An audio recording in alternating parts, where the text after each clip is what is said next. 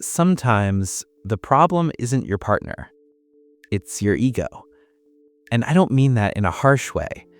I mean it in a real, honest way, the kind that actually helps you understand what's going on. Because when something goes wrong in a relationship, the first instinct is to look outward. What did they do? What did they say? Why aren't they meeting your expectations?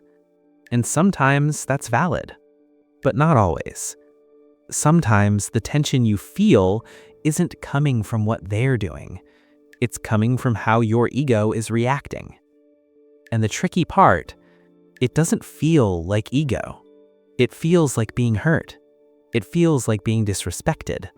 It feels like you're just standing up for yourself. But if you slow down and really look at it, you might notice something. Your ego doesn't like to feel wrong. It doesn't like to feel rejected or ignored or not chosen in the exact way it expected. So when something small happens, like they don't respond the way you wanted, or they need space, or they don't agree with you, your ego steps in, and it starts telling a story. They don't care about me. They're pulling away. I shouldn't have to deal with this. And suddenly, what could have been a simple conversation turns into something bigger, not because of what actually happened, but because of what it meant to you.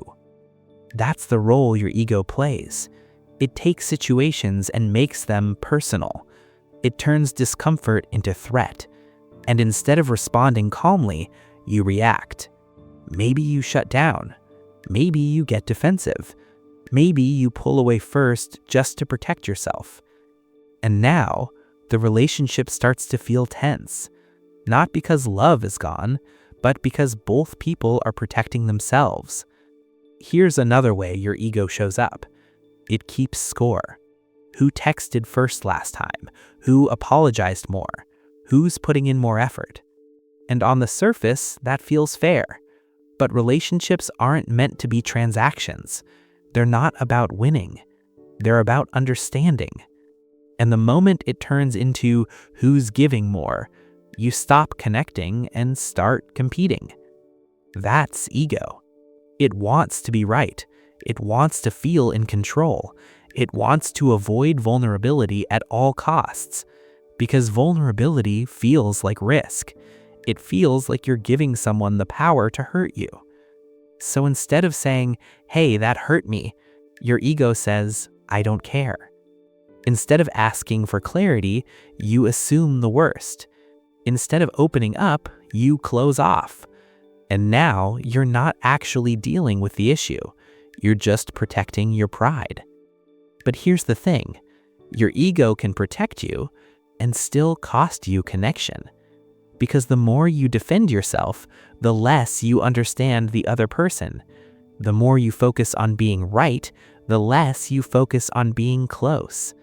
And over time, that distance grows, not because of one big mistake, but because of small moments where ego replaced honesty. And this doesn't mean your partner is always right. It doesn't mean you should ignore your feelings.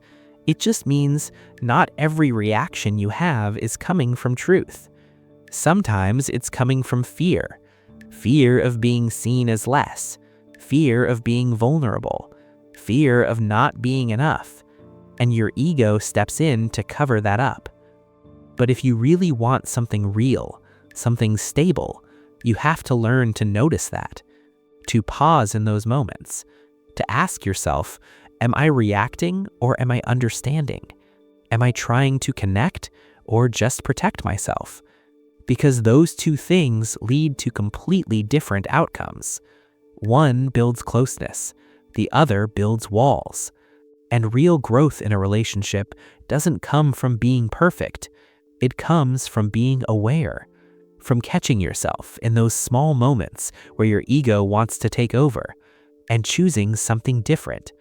Choosing to listen, even when you disagree. Choosing to be honest, even when it feels uncomfortable. Choosing to say, maybe I misunderstood that, instead of immediately defending your position. That kind of awareness changes everything. Because now you're not just reacting to each other, you're actually communicating. And that's where real connection lives. Not in perfection, not in control, but in the willingness to drop your guard and meet each other halfway. So if your relationship feels stuck, or tense, or harder than it should be, don't just look at what they're doing. Take a moment and look at how you're showing up too. Not with judgment, not with blame, just with honesty. Because sometimes the thing that's protecting you the most is also the thing getting in the way of what you actually want. So, what would happen to your relationship if your ego took a step back and your empathy stepped forward?